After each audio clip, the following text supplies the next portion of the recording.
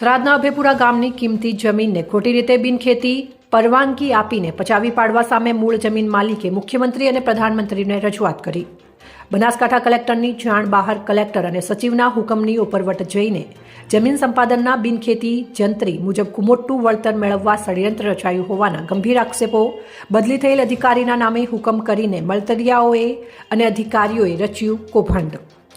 થરાદ તાલુકાના અભેપુરા ગામની એક કિંમતી જગ્યામાં સરકાર દાખલ થઈ જે જમીનને થરાદ નાયબ કલેક્ટર દ્વારા માત્ર ટોકન ભાવે બીજા ઇસ્મના નામે ગ્રાન્ટ કરવામાં આવેલ છે, જે હુકમને અરજદારે પડકારતા બનાસકાંઠા કલેક્ટર દ્વારા હુકમને રદ કરવામાં આવેલ અને તે હુકમને સચિવ અને હાઈકોર્ટ સુધી યથાવત રાખવામાં આવેલ। તેમ છતાં હાઈકોર્ટના હુકમની ખોટી અસર આપીને રેવન્યુ અધિકારીઓએ આ જમીનને એક બીજા ઇસ્મને નામે ચડાવી દીધી છે, જે વિરુદ્ધ મૂળ જમીન ખરીદનારના વારસો દ્વારા મામલતદાર થરાદને વાંધા અરજી અને રેકોર્ડ સુધારણા માટે અરજી કરવામાં આવી છે, જે કલેક્ટર કચેરી પાલનપુરના બિનખેતી વિભાગના અધિકારીઓ દ્વારા જમીનના ટાઇટલ અને વાંધા અરજીને ધ્યાને લીધા વગર સચિવ અને હાઈકોર્ટ સુધી જે ઇસ્મે કોઈ લેવા દેવા ન હતું અને કોઈ હક નથી તેવું સ્થાપિત થઈ ગયેલ છે તેવા ઇસ્મના નામે બિલકુલ ખોટી રીતે બિનખેતી પરવાનગી આપી દીધી, જેમાં કિસ્સામાં તાજેતરમાં બદલી થયેલ જૂના નિવાસી અધિક કલેક્ટરના નામે તેમની બદલી થયા બાદ પણ બિનખેતી પરવાનગી કલેક્ટર બનાસકાંઠાની જાણ બહાર આપી દીધેલી છે। આ કિસ્સામાં જમીન સંપાદન તળે હોવા છતાં સંપાદન ખાતાનો અભિપ્રાય મેળવવા વગર સરકારની સૂચનાઓ વિરુદ્ધ જઈને ખેતી અને બિનખેતી જંત્રી વચ્ચેનું મોટા વળતરના તફાવત મેળવવાના કાવતરા હેઠળ ખોટા વ્યક્તિને સંપાદનની રકમ આપવા કાવતરું થયેલ હોવાના આક્ષેપો કરવામાં આવ્યા છે। અહેવાલ રામજીભાઈ રાયગોર, કાંકરેજ, બનાસકાંઠા।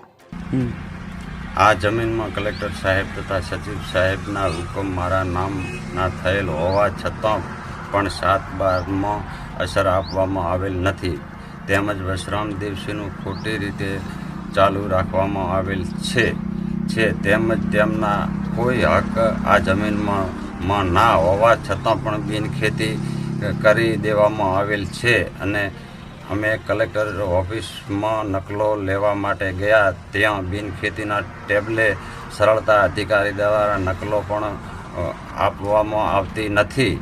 મારી વાંધા અરજીઓ હોવા છતાં પણ આ ખોટી રીતે બિનખેતી ન થઈ તો એમાંથી કડક ને કડક કાર્યવાહી થવી જોઈએ। આજરોજ દાહોદ જિલ્લા ભાજપ બક્ષીપંચ મોરચા દ્વારા કોંગ્રેસના નેતા રાહુલ ગાંધીએ લોકપ્રિય વડાપ્રધાન નરેન્દ્રભાઈ મોદીના ઓબીસી સમાજના નથી તેવું અશોભનીય નિવેદન આપતા તેમના વિરોધમાં રાહુલ ગાંધીના પુતળા દહન કરીને વિરોધ કર્યો હતો। આ કાર્યક્રમમાં જિલ્લા ભાજપના બક્ષીપંચ મોરચાના કોષાધ્યક્ષ અર્જુનભાઈ ખતેડિયા, બક્ષીપંચ મોરચાના દાહોદ તાલુકા પ્રમુખ હિમાંશુભાઈ પંચાલ તેમજ જિલ્લા બક્ષીપંચ મોરચા કારોબારી સભ્ય સંજયભાઈ ધાનકી, પ્રદીપભાઈ માળી તેમજ હિતેશભાઈ હાડા, કમલેશભાઈ તેમજ પ્રિતેશભાઈ સહિત તમામ કાર્યકર્તાઓ હાજર રહ્યા હતા, તેમજ સંગઠન અને બક્ષીપંચ મોરચાના હોદ્દેદારો હાજર રહ્યા હતા। અહેવાલ બાબુભાઈ મોહનિયા, દાહોદ। ડીએફસીસી આધાર સ્તંભ પખવાડિયા હેઠળ રેલવે પ્રોટેક્શન ફોર્સ ઉધના અને નવાગામ ડિંડોલી વિસ્તારની 2 શાળાઓમાં અકસ્માતો અટકાવવા વિદ્યાર્થીઓને જાગૃત કર્યા। ડીએફસીસી આધાર સ્તંભ પખવાડિયા હેઠળ રેલવે પ્રોટેક્શન ફોર્સે ઉધના અને નવાગામ ડિંડોલી વિસ્તારની 2 શાળાઓમાં અકસ્માતો અટકાવવા વિદ્યાર્થીઓને જાગૃત કર્યા। આ ઉપરાંત તેમને રેલવેના નિયમો વિશે માહિતી આપવામાં આવી હતી। જુનિયર મેનેજર ડીએફસીસી આરપીએફ સુરતના મહેન્દ્ર રાજોરિયા, હૃદય સિંઘ અને IB Pathan Udhna model school અને નવાગામ ડિંડોલીની શાંતિનિકેતન આઈડિયલ એકેડમી શાળાના વિદ્યાર્થીઓ સાથે રેલવે સુરક્ષાને લગતી માહિતી શેર કરી હતી। ભવિષ્યમાં અકસ્માતો કેવી રીતે ટાળી શકાય અને અકસ્માતોને કેવી રીતે અટકાવી શકાય તે સમજાવવામાં આવ્યું હતું। આ કાર્યક્રમમાં શાળાના વિદ્યાર્થીઓ અને સ્ટાફે ભાગ લીધો હતો। તેમણે ખાતરી આપી કે તેઓ રેલવે સુરક્ષા નિયમોનું પાલન કરશે અને રેલવે પર થતા અકસ્માતોને રોકવા માટે તેમના ઘર, પરિવાર અને સમાજમાં લોકોને જાગૃત કરશે। આ કાર્યક્રમનું સંચાલન યશરાજ મૌર્યે અને ભૂપેન્દ્ર ઓઝાએ કર્યું હતું। શાળાના આચાર્ય, શિક્ષકો અને અન્ય સ્ટાફ તેમજ વિદ્યાર્થીઓના વાલીઓ ઉપસ્થિત રહ્યા હતા। રિપોર્ટર સુનિલ ગાંજાવાલા, સુરત। મહત્વના સમાચાર સામે આવી રહ્યા છે। આજે પીએમ મોદી રાજ્યમાં આવાસોની ભેટ આપશે। આવાસ યોજનાના મકાનોની વર્ચ્યુઅલી ભેટ આપશે પીએમ મોદી। 1,31,454 આવાસોનું ઈ લોકાર્પણ અને ખાતમુહૂર્ત કરવામાં આવશે। ગુજરાતની તમામ 182 વિધાનસભા ક્ષેત્રો કાર્યમાં જોડાશે। સીએમ ભૂપેન્દ્ર પટેલ બનાસકાંઠાના જલોત્રા ગામે હાજર રહેશે। રિપોર્ટર જાગૃત ગુજરાત ન્યૂઝ ચેનલની સાથે રમેશ ગિરી ગોસ્વામી, બ્યુરો ચીફ, બનાસકાંઠા। 61 વર્ષ બાદ ખોડિયાર ડેમના 9 દરવાજા બદલાશે। દરવાજા લીક નથી પરંતુ આયુષ્ય પૂર્ણ થયાનું મેકેનિકલ વિગતનો રિપોર્ટ। ડેમના તળિયે રહેવા 2 SR ગેટ પણ બદલી નાખશે. ખાલી ડેમમાંથી કાપ કાઢવાની પણ કાર્યવાહી થશે અને એપ્રિલમાં ડેમનું તમામ પાણી છોડી દેવામાં આવશે અને આવતા ચોમાસે ડેમ ફરીથી ભરાશે. રિપોર્ટર પ્રતાપવાળા, ધારી. બનાસકાંઠા જિલ્લામાં કાંકરેજ તાલુકાના ખીમાણાથી જસાલી રોડ ઉપર માર્ગ મકાન વિભાગની બેદરકારી દાખવવા સામે લોકોમાં ભારે રોષ. બનાસકાંઠા જિલ્લામાં કાંકરેજ તાલુકાના ખીમાણાથી જસાલી જતા રોડનું કામ માત્ર 3 વર્ષ થયા છે, ત્યારે અનેકવાર રોડ ઉપર આવેલા નાળા બેસી જતા અકસ્માતો સર્જાયા છે. જેમાં સૌથી અગત્યની બાબત વિશે વાત કરીએ તો અગાઉ મીડિયા દ્વારા અહેવાલ પ્રસિદ્ધ કરવામાં આવ્યા હતા, જેમાં સામાન્ય રીતે ડામર કામ કરીને વાહન ચાલકો અને રાહદારીઓના મોં બંધ કરી દેવામાં આવ્યા હતા. ત્યારે હવે ફરીથી આ નાળાનો ભાગ બેસી જતા માર્ગ મકાન વિભાગ ઉપર અનેક પ્રકારના સવાલો ઊભા થયા છે. ત્યારે હવે તંત્ર દ્વારા વારંવાર કોન્ટ્રાક્ટરને છાવરવામાં આવતા હોવાનું પણ ભારે ચર્ચાસ્પદ બન્યો છે.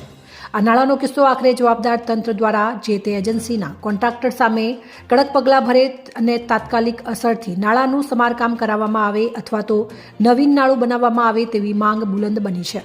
જોકે ખીમાણાના જાગૃત નાગરિક તખુભા પરમારે જણાવ્યું હતું કે આ રોડ ઉપર વારંવાર કોન્ટ્રાક્ટર દ્વારા માત્ર થીગડા કરીને નાળાનું સમારકામ કરવામાં આવે છે, જેમાં હલકી ગુણવત્તાના મટીરિયલનો ઉપયોગ કરવામાં આવે છે, ત્યારે જ આવું થાય છે. તે માટે જો આ નાળાનું સમારકામ કરવામાં નહીં આવે તો કોઈ અકસ્માત સર્જાયો તો જવાબદાર કોણ હશે? આવા અનેક સવાલો લોકો મુખે ચર્ચાનો વિષય બનવા પામ્યા છે. અહેવાલ રામજીભાઈ રાયગોર, કાંકરેજ, બનાસકાંઠા. અમારે ખીમાણાથી જસાલી રોડ ઉપર નાળું આવેલું છે, બરાબર છે.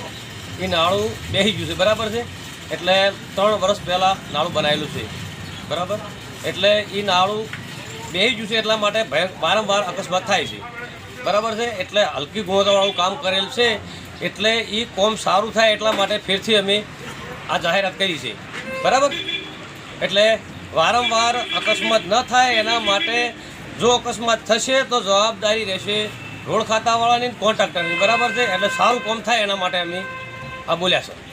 વિકસિત ભારત વિકસિત ગુજરાત આજરોજ દાહોદ જિલ્લા ખાતે આવાસ અર્પણના ઐતિહાસિક કાર્યક્રમ અંતર્ગત દાહોદ જિલ્લા પંચાયતના પ્રમુખ કરણસિંહ ડામોર, 132 દાહોદ વિધાનસભાના ધારાસભ્ય કનૈયાલાલ કિશોરી, તમામ જિલ્લા પંચાયત સદસ્ય, ભાજપ દાહોદ તાલુકા પ્રમુખ, દાહોદ મામલતદાર, તાલુકા વિકાસ અધિકારી, વિસ્તરણ અધિકારી તેમજ અન્ય કાર્યકર્તાઓ, હોદ્દેદારો તેમજ ભાઈઓ અને બહેનો ઉપસ્થિત રહ્યા હતા. રિપોર્ટર ચંદુભાઈ મોહનિયા, દાહોદ.